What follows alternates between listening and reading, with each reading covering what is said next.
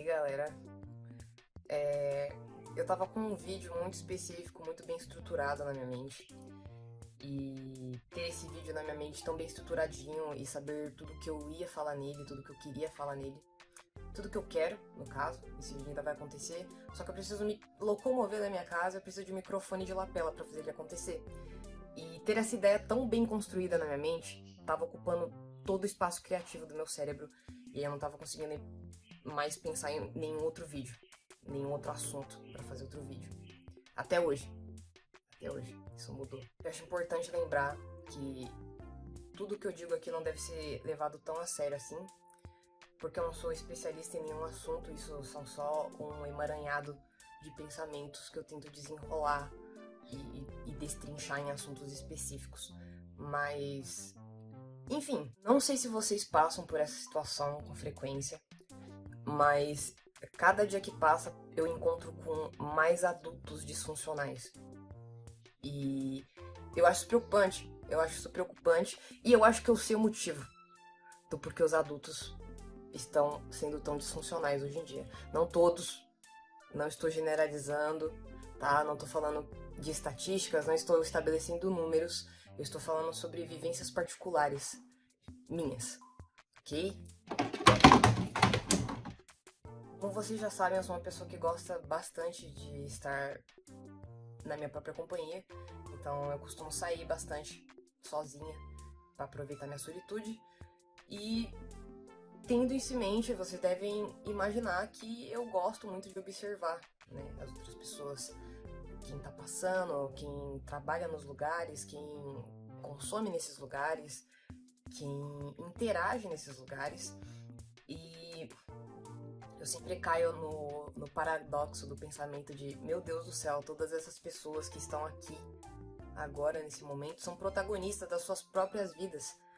E elas não estão aqui só porque eu estou aqui. Tipo, não é como se fosse um videogame e essas pessoas fossem guiadas por uma força maior pra virem até aqui. Talvez seja, né? Quem sabe? Quem sabe também? Eu não sei porra nenhuma. E eu, sem querer, acabo prestando atenção em certas conversas, certos diálogos que acontecem, principalmente onde eu trabalho, mas aí já é contra a minha vontade. Não é como se eu quisesse saber da vida das pessoas do lugar onde eu trabalho. Eu nem gosto de fazer essas coisas. E prestando atenção nisso, eu percebo como os adultos de hoje em dia, que a gente não consegue mais também distinguir com clareza se são adultos ou se são jovens adultos, sabe, ali na faixa dos 17, 18, ninguém com 18, nem 19 anos é adulto, né? Ninguém. E eu não sei ao certo se essa impressão que a gente tem, pelo menos eu tenho, de que é difícil distinguir se é adulto ou não, é por causa da estética ou por causa da maneira como as pessoas se portam em sociedade hoje.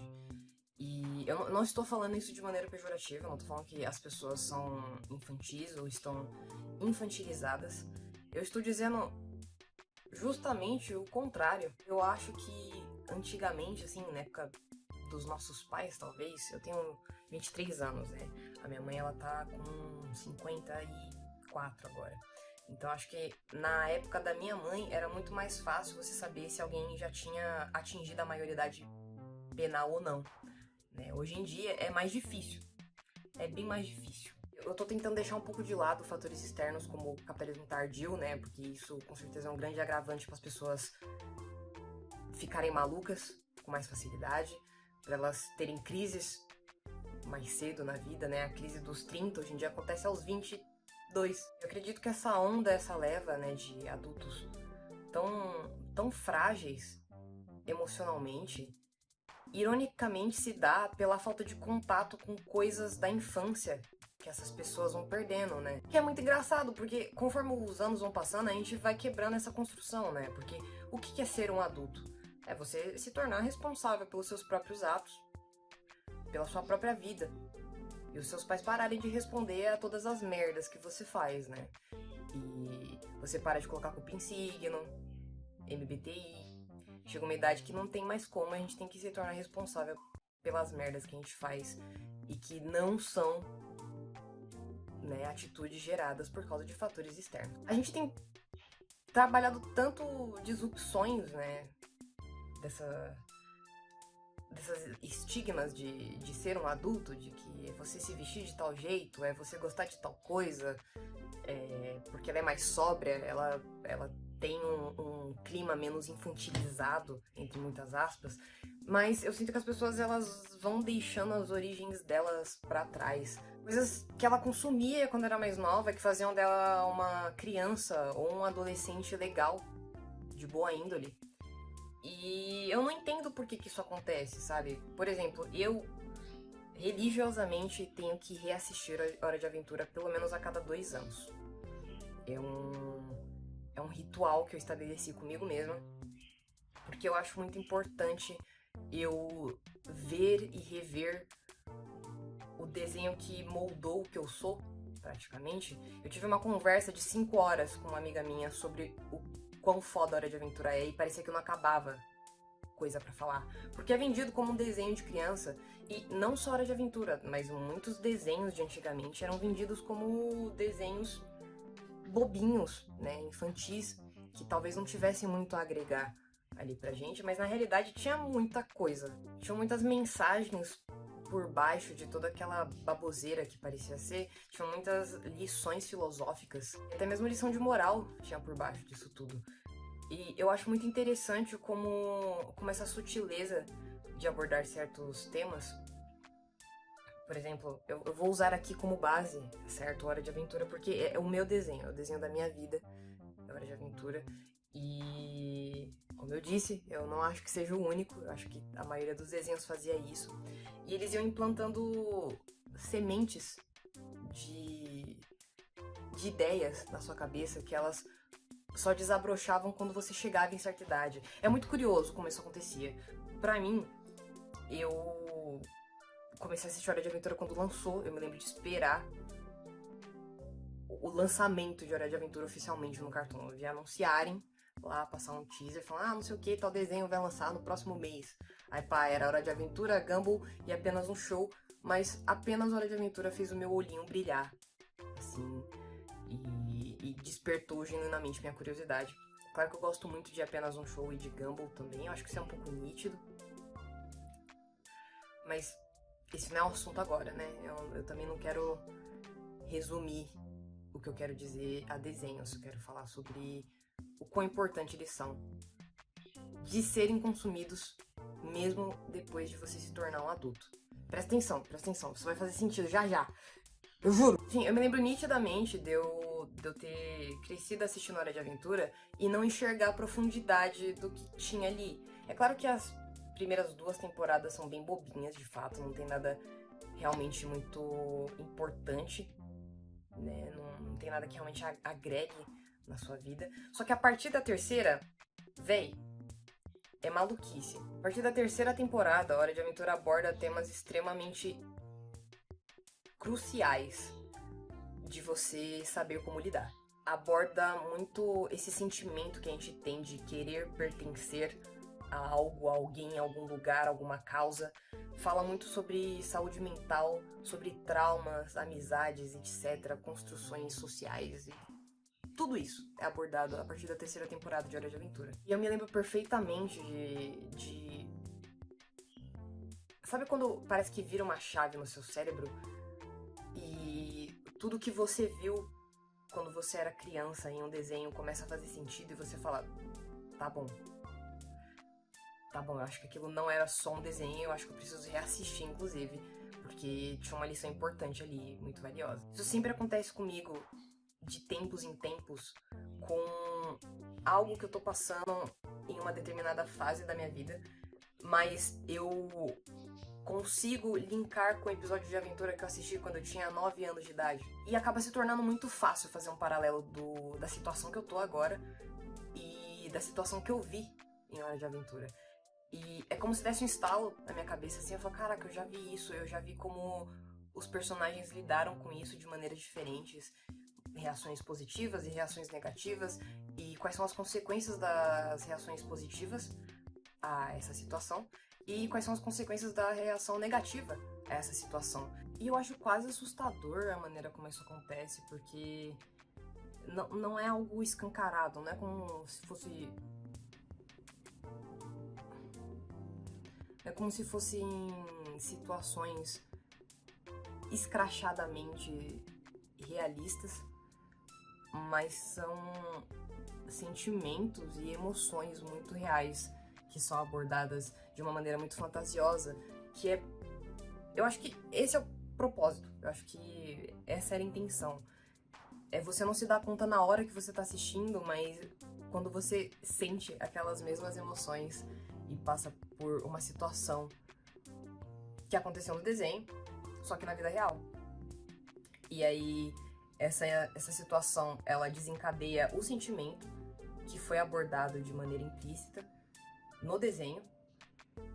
E aí, você lembra disso porque você linka a emoção que você sentiu enquanto você estava assistindo, porque ela é a mesma sensação que você genuinamente sente quando você passa por aquela situação. E, véi, isso é bruxaria pra mim, tá? Eu acho que eu posso usar de exemplo aqui o episódio Purroy, que é aquele que o Finn, ele entra num mundo de travesseiros, porque esse episódio, ele retrata nitidamente o desapego das coisas que você era extremamente apegado durante a sua infância, durante o início da sua vida. Assim como eu disse, a partir da terceira temporada as coisas vão ficando meio punks em Hora de Aventura e merdas reais vão sendo retratadas. Esse episódio ele tem uma cena bem marcante, eu acho que é um dos primeiros episódios que eu revivi passando por uma situação na minha vida real, que é quando o Jake ele tá tentando falar pro Finn não se apegar às coisas, porque as coisas vêm e vão o tempo inteiro. Coisas que a gente gosta e coisas que a gente não gosta. Aí ele pega uma caneca dele, que é a caneca preferida dele, e ele simplesmente joga pela janela. E aí o Finn fica olhando pra ele, sem entender, e o Jake fala: essa era a minha caneca preferida, só que agora ela não existe mais.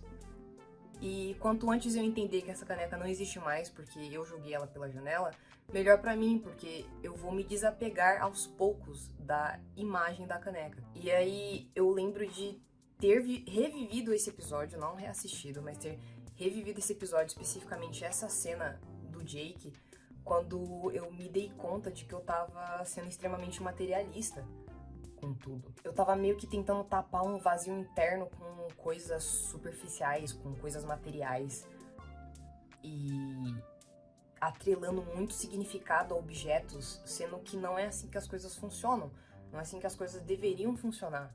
Eu acho que tudo bem a gente se apegar a algo, mas não ao ponto da gente não conseguir se desfazer daquilo, porque, querendo ou não, é só um objeto, sabe? Por que a gente dá tanta importância para um objeto?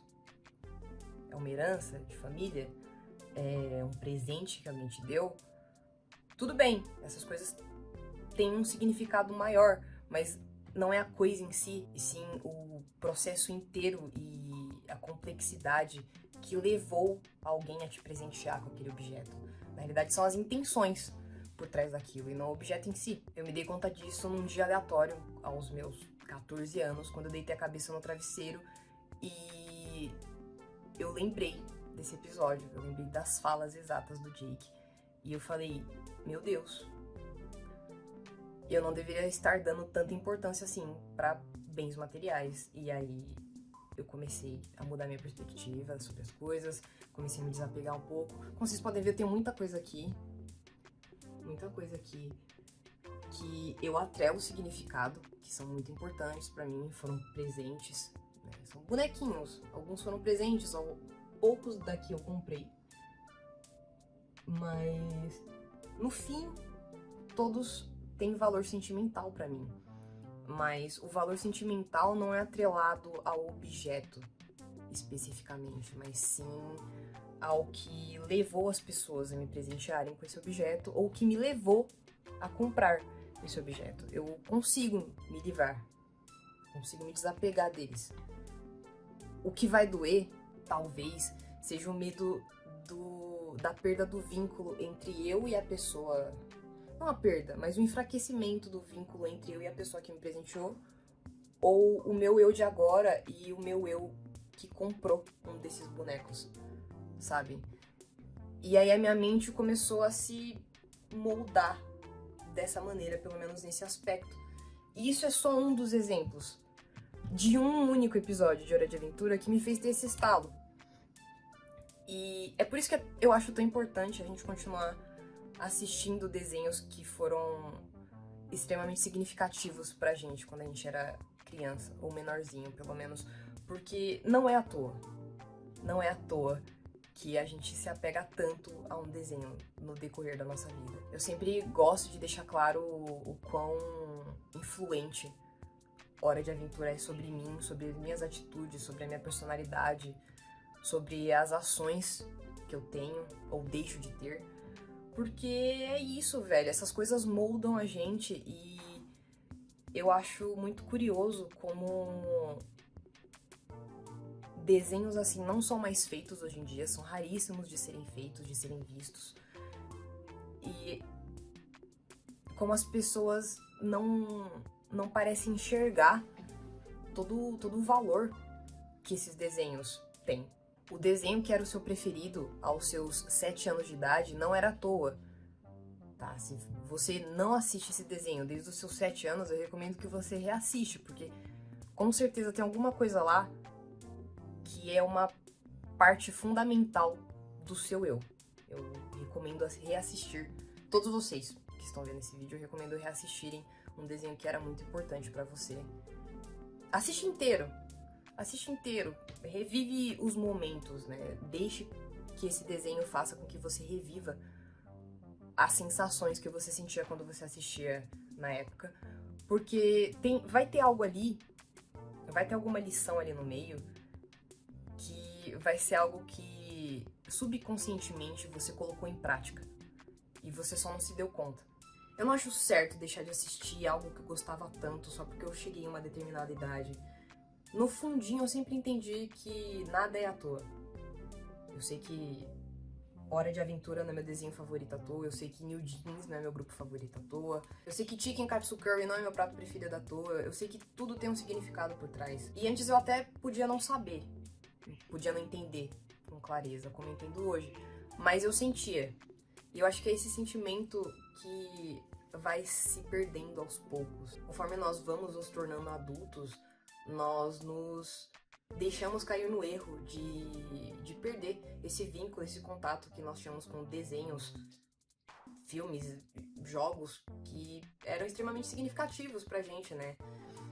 E às vezes pode até ser só porque você só gosta, mas eu acho sempre importante você voltar atrás, prestar atenção no que você gostava, buscar entender, né, o porquê que importava tanto, porquê que era tão bom, porquê que você se sentia tão bem consumindo aquilo. Às vezes faz parte de algo que é intrínseco seu, algum traço de personalidade que realmente compõe quem você é, algum pensamento, algum alinhamento moral ou ético que você tem, que tá ali presente, e a gente acaba esquecendo disso porque a gente perde contato. E eu acho isso muito triste, porque a gente, como seres humanos, a nossa função é sempre evoluir e quebrar construções sociais que foram impostas de maneira extremamente sem sentido. Tipo, você é um adulto e por isso você não pode assistir desenhos. Na realidade, adultos que continuam consumindo desenhos que consumiam quando eram crianças, que foram importantes pra eles quando eles eram crianças, são bem mais legais de se ter ao redor, porque elas não se deixam esquecer do que elas realmente são. Interrompendo aqui rapidinho, só pra deixar claro que esse pensamento pode se aplicar a qualquer coisa que vocês tinham muito apreço quando eram mais novos, tá? Eu fico repetindo desenho, desenho, desenho o vídeo inteiro, porque o meu exemplo vem de um desenho e tava sendo difícil, tava sendo complicado pra mim pensar em outra palavra além dessa. E eu acho que todas as vezes que eu sinto que eu tô me perdendo de quem eu realmente sou, que eu tô esquecendo a minha verdadeira essência, o que me compõe como um ser humano perante a sociedade, eu assisto Hora de Aventura. Porque lá estão todas as respostas. Por mais que elas não sejam propriamente ditas, elas estão ali sendo retratadas. Faz sentido? Eu acho que é isso. Eu acredito que eu concluí meu raciocínio. Eu não sei se ficou muito claro o que eu tô tentando dizer. Eu nunca sei. Às vezes eu tenho a sensação de que nada que eu falo realmente faz sentido.